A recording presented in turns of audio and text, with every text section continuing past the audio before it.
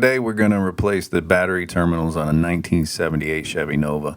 As you can see, she's going to be getting a lot of upgrades as far as the sound system is concerned, and honestly the entire car. But we're just starting here.